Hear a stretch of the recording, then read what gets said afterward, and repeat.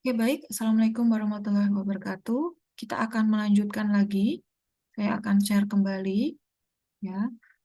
Jadi kita akan melanjutkan yang berikutnya. Nah, ini dari neraca saldo sudah. Kita akan melanjutkan ke jurnal penyesuaian, ya, karena ada transaksi di jurnal penyesuaiannya, ya. Ada transaksi yang perlu membutuhkan jurnal penyesuaian. Anda lihat di PowerPoint, ya. Anda lihat di slide 45 di chapter 3. Oke, nah jadi untuk jurnal penyesuaian itu ada dua, ya, dua jenis. Ada yang deferral atau artinya ditangguhkan, ada yang accrual. Nah, kalau deferral itu apa? Deferral itu ada dua macam. Ada yang prepaid expense, yang ini kita terjemahkan biaya dibayar di muka, ya. Terus kalau unearned revenue yang kita terjemahkan pendapatan diterima di muka.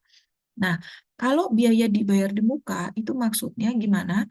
Kita sudah mengeluarkan biaya, tapi kita uh, belum menggunakannya. Jadi akan digunakan di akhir periode.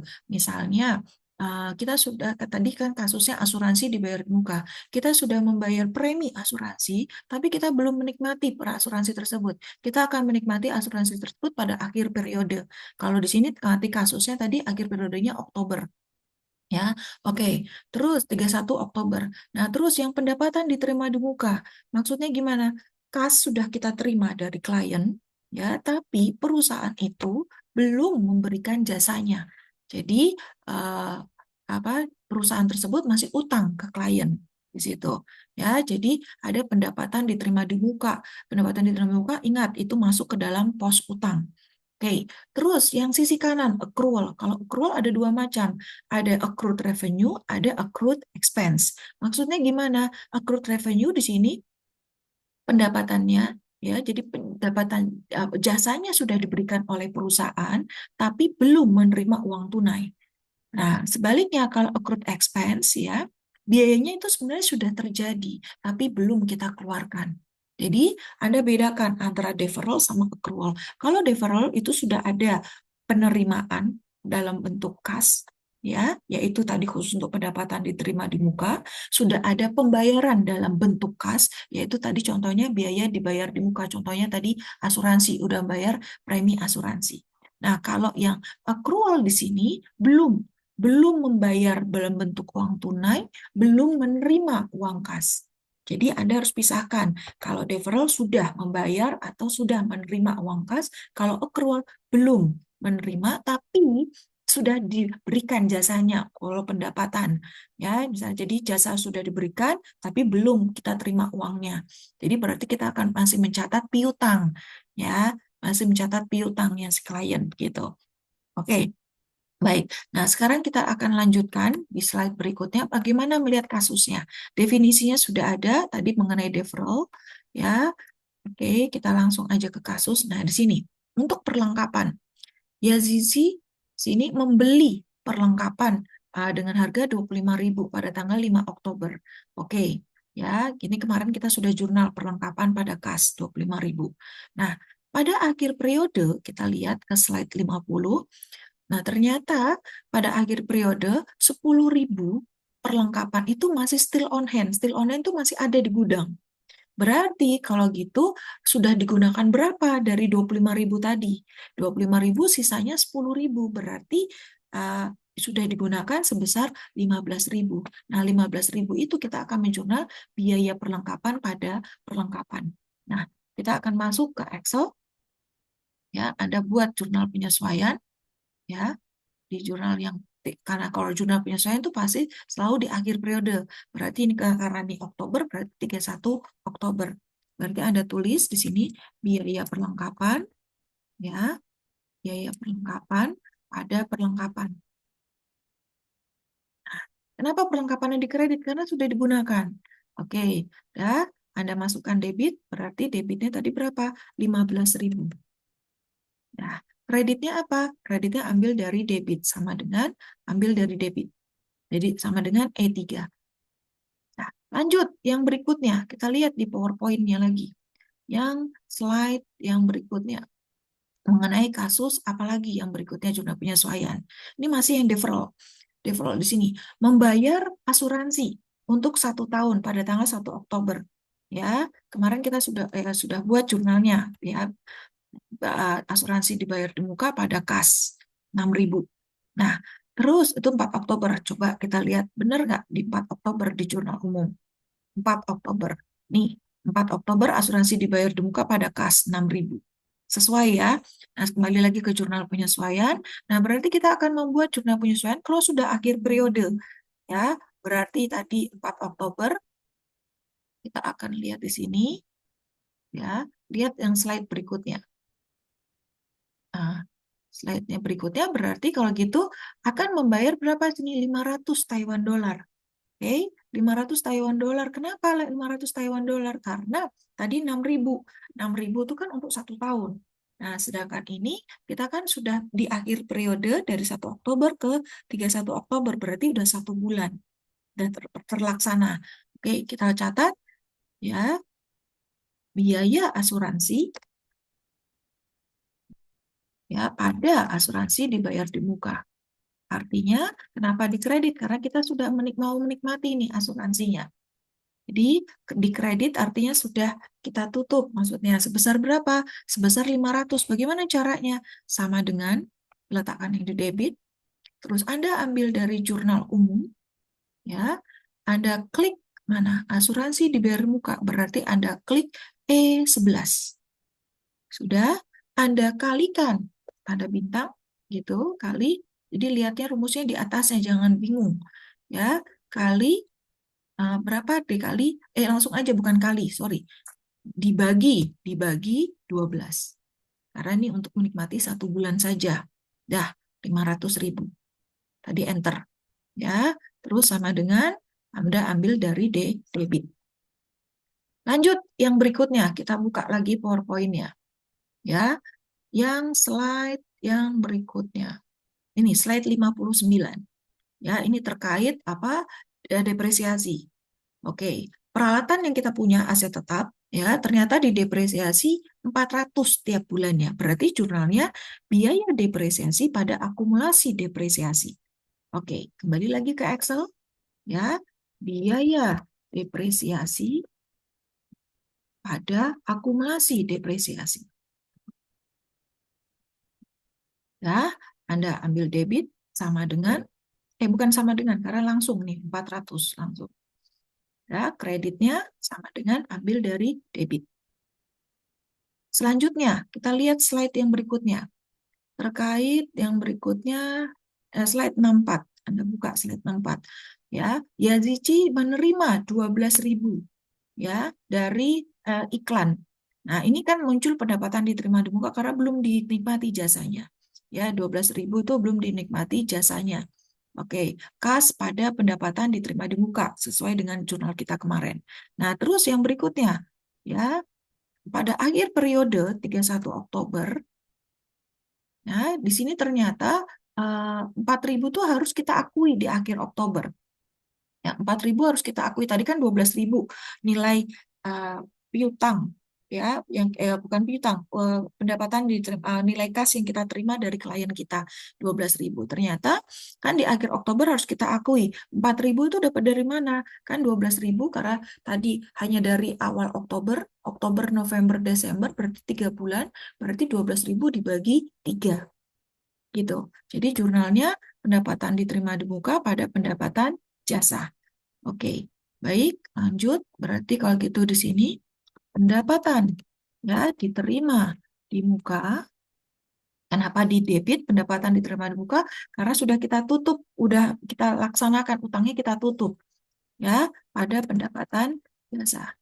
Jadi walaupun kita sudah menerima uangnya pada saat kemarin di awal Oktober itu belum diakui sebagai pendapatan jasa.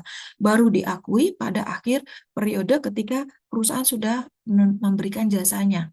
Ya, ini 4.000. Tadi dapat dari mana? Yuk sama dengan Anda ambil dari jurnal umum ya yang terkait pendapatan diterima di muka 12.000. Berarti ambil dari F8. Enter. Oh ya, F8 saya ulangin tadi F8 diklik 2 kali tadi. Ini diklik 2 kali, dibagi dengan 3 bulan. Nah, dibagi 3. Nah, jadi dapatnya 4.000. Ambil sama dengan ambil dari debit. Begitu. Lanjut, yang berikutnya. Ya, lihat slide yang berikutnya di slide yang ke-72. Ya, Anda buka di situ pada tanggal 31 Oktober ternyata jasa sudah diberikan 2.000, ya. Sudah diberikan 2.000 that were not billed, berarti tapi belum ditagihkan ke klien. Ya, belum diketagihan ke klien. Padahal ini beda lagi ya, beda kasus lagi sama yang tadi. Jadi ternyata di sini ada ada jasa yang sudah diberikan tapi belum ditagihkan ke klien kita. Berarti Anda mencatat piutang, suara sudah melaksanakan jasanya, tapi belum ditagihkan. Nah, kalau sudah melaksanakan jasanya, itu Anda bisa mengakui sebagai pendapatan jasa. Jadi, yuk kita tulis di sini ya, piutang usaha pada pendapatan jasa. Dah, tadi nggak usah sama dengan, karena ini langsung aja diketahui 2.000.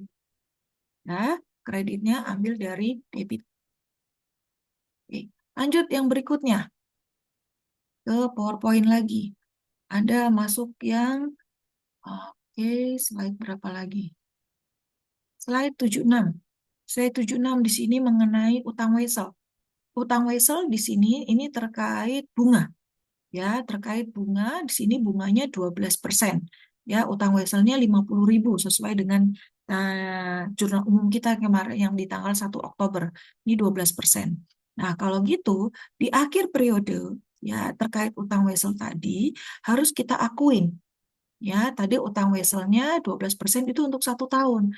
Berarti untuk yang 31 Oktober kan berarti udah berjalan 1 bulan.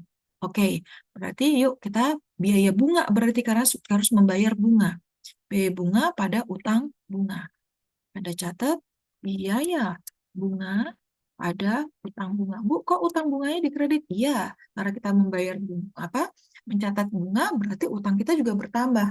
Jadi kemarin masih pokoknya, ya, sekarang sudah ditambahkan utang bunganya, ditambahkan bunganya. Ya, sama dengan ambil dari jurnal umum terkait utang bunga, ya, tanggal 5 Oktober ini, 25.000 ini, utang bunga, mana tadi? Yang utang wesel, nah ini, sel F6, ya, sel F6, 50.000 itu, terus ada di atas tuh, ya, di atas ini, terus kali 12%, ya, 12%, gitu, dikali, ya, dikali karena dia baru 1 bulan, berarti buka kurung 1 dibagi 12. Jadi baru 1 bulan. Nanti kalau 3 bulan ya berarti 3/12 seperti itu. Ya, enter. Dapatnya 500. Ya, terus ambil kreditnya sama dengan ambil dari debit. Lanjut yang berikutnya. Yang berikutnya kita lihat di sini mengenai gaji. Ya, mengenai gaji. Gajinya di sini ada, lihat di situ total gaji 10.000. 10.000 untuk 5 hari kerja. Ya, atau perharinya 2.000. Ya, kenapa dapat angka 20.000? Karena 10.000 dibagi 5. Dibagi 5 hari, jadi perharinya 2.000. Tapi pembayaran gaji itu terjadi di tanggal 26, PD-nya. PD-nya itu terjadi di tanggal 26. Nah, berarti di akhir periode ada tanggal 29, 30, 31 yang harus kita lakukan jurnal penyesuaian. Ya, jurnal penyesuaian karena sebenarnya gaji itu sudah dibayar saat per tanggal 26, tapi 29, 30, 31 itu seharusnya sudah kita catat sebagai biaya, tapi kita belum mengeluarkan uangnya. Baru mengeluarkan uangnya nanti di bulan berikutnya, di bulan November. Ya, di bulan November kita baru mengeluarkan uangnya. Di sini PD-nya tanggal 23 di bulan November. Nah, berarti untuk 3 hari itu harus kita catat. Ya, jadi dia sudah terjadi, tapi kita belum mengeluarkan gajinya. Itu makanya masuk ke dalam kelompok accrual. Ya, Anda klik di situ slide 81, berarti dari 10.000, berarti kalau gitu untuk 3 hari, kalau yang tadi dikasih warna, tanggal 29, 30, 31, berarti 3 dikalikan dengan 2.000. Ya, oke. Jadi jurnalnya gimana? Biaya gaji dan upah terhadap utang gaji dan upah. Ya, biaya gaji dan upah pada utang gaji dan upah. Oke. Ayo sama dengan 2.000 Anda kalikan dengan 3. Nah, terus sama dengan yang kreditnya sama dengan ambil dari debit. Nah, jurnal yang terakhir. Kemana nih jurnal yang terakhir? Ini terkait pencatatan terkait misalnya yang ini nanti November itu nanti saja. Kita cari yang Oktober, slide 85. Nah, di slide 85 ini ternyata ada bad debt. Ada bad debt ini artinya kerugian piutang.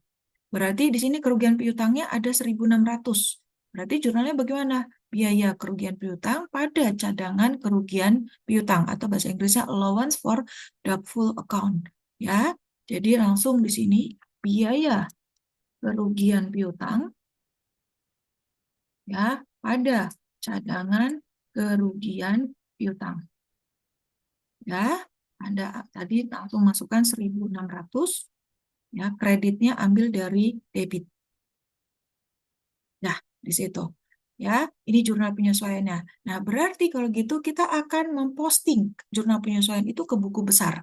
Oke, lanjut Anda langsung masukkan ya untuk biaya perlengkapan. Anda ambil tanggalnya, Ctrl C, ya. Anda masukkan ke dalam buku besar, cari biaya perlengkapan, terus Ctrl V. Nah, untuk jurnal penyesuaian Anda lihat kodenya sudah J2, bukan J1. Berarti di buku besar Anda masukkan J2.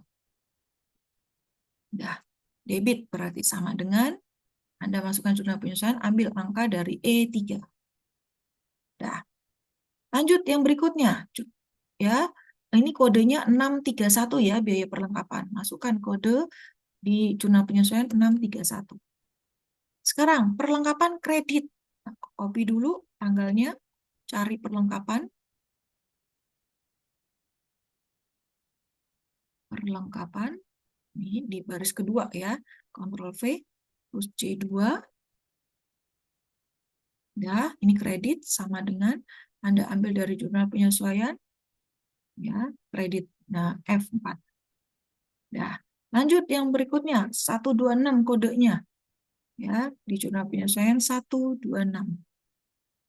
Nah, terus, untuk biaya asuransi, copy tanggalnya ke buku besar, cari biaya asuransi di bawah. Oke, kodenya tetap tadi C2. Oke, sama dengan Anda ambil dari jurnal penyesuaian E5. Kodenya 722. Masukkan di jurnal penyesuaian 722. Nah, asuransi dibayar di muka.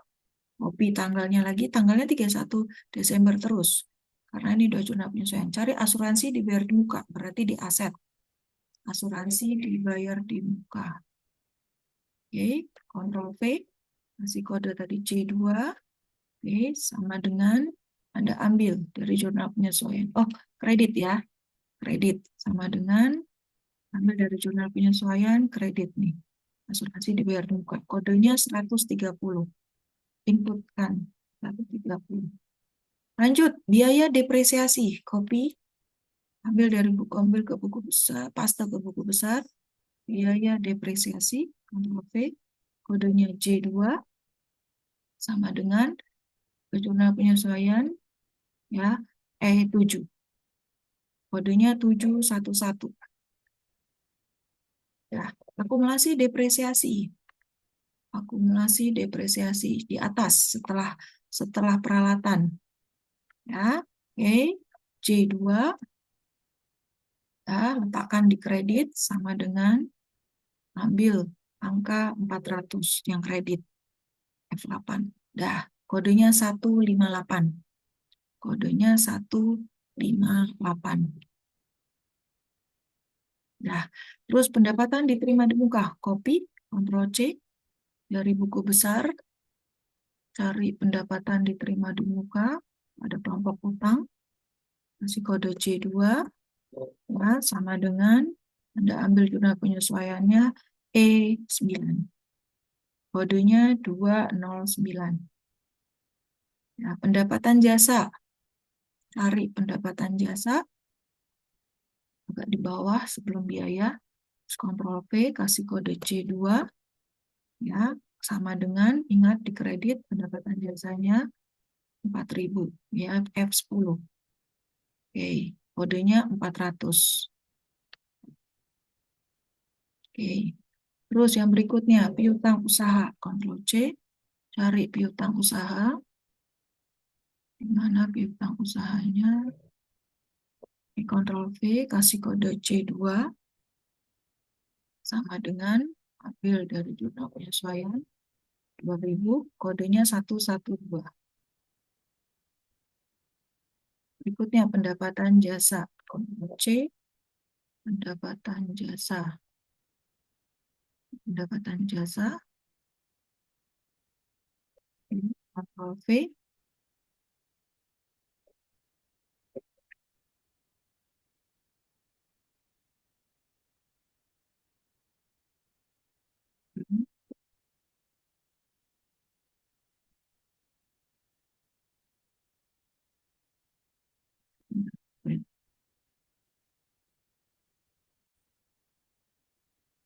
Oke, pendapatan jasa berarti kasih kode C2 ya. Pendapatan jasanya tadi itu kredit, berarti letakkan di kredit sama dengan Anda ambil dari jurnal penyesuaian ya F12. Enter. Ya. Nah, ini karena ini saldonya belum dimasukkan, Anda tinggal fill handle aja ke bawah untuk yang baris ketiga. Anda fill handle ya, fill handle ke bawah untuk saldonya. Dah 106. Nah, kodenya ini 400 untuk pendapatan jasa. Kasih kode untuk pendapatan jasa 400.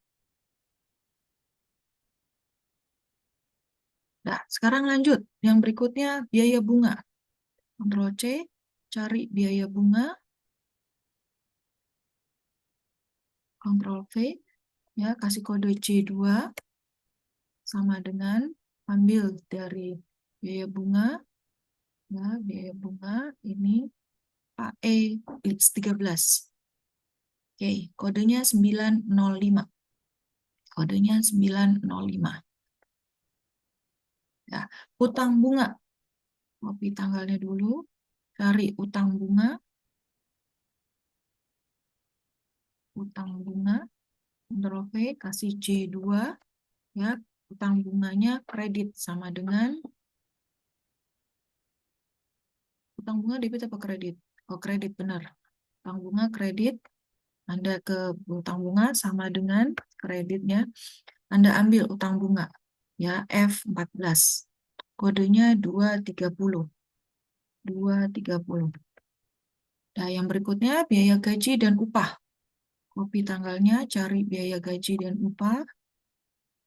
Oke, paste di situ, kasih kode C2 sama dengan di debit. Oke, ambil E15. 726 kodenya. 726. Nah, utang gaji dan upah ya, cari utang gaji dan upah di buku besar.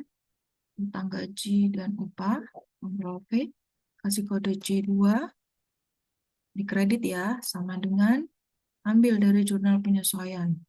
Ya, jadi F16. Kodenya 212.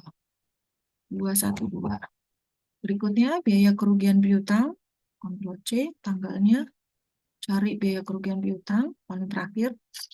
Oke, terus kasih kode C2 sama dengan masuk ke jurnal penyesuaian, ambil dari E17. Kodenya 910.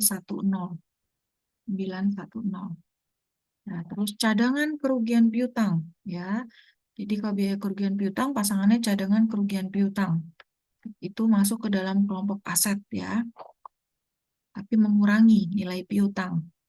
Oke, di Ctrl V, kode C2 ya sama dengan dia kredit sama dengan ambil dari jurnal penyesuaian F18.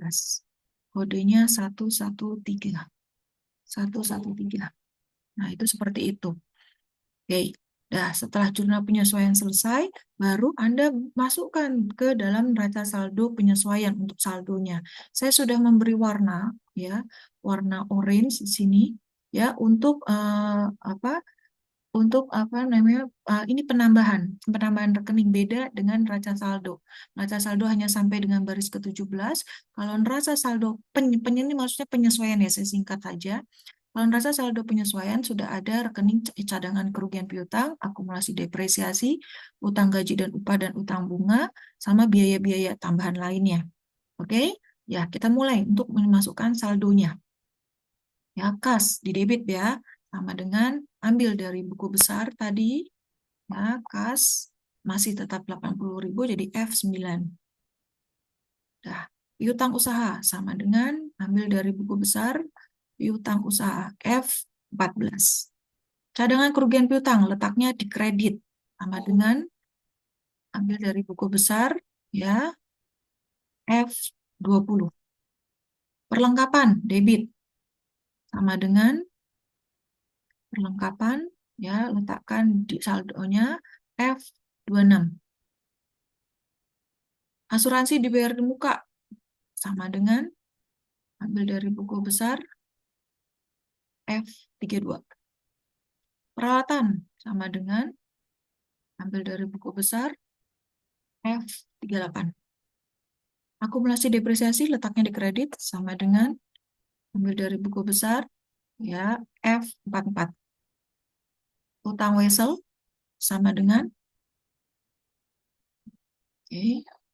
F50. Terus yang berikutnya utang usaha F56. Pendapatan diterima di muka ambil dari buku besar F62. Terus utang gaji dan upah sama dengan ambil utang gaji dan upah F68. Utang bunga sama dengan ambil dari buku besar F74. Modal saham biasa sama dengan ambil dari buku besar F80. Dividen debit ya sama dengan ambil dari buku besar F86. Pendapatan jasa kredit sama dengan ambil dari buku besar ya F93. Terus biaya gaji dan upah sama dengan ambil dari buku besar F98. Biaya sewa sama dengan ambil dari buku besar ya F104. Biaya perlengkapan ambil dari buku besar F110. Biaya asuransi F115. Biaya depresiasi F121. Biaya bunga F berapa? 127. Biaya kerugian piutang F133. Dah, baru udah selesai semua kita posting. Sudah kita masukkan, udah posting ke buku besar dan saldonya sudah masukkan ke dalam neraca saldo penyesuaian, baru kita sum ya saldonya dari baris kas sampai dengan garis biaya kerugian piutang. Enter. Dapatnya 297.500. Terus Anda fill handle ke kanan. Sudah selesai. Ya, jadi materi hari ini sampai dengan neraca saldo setelah penyesuaian. Terima kasih semuanya. Wassalamualaikum warahmatullahi wabarakatuh.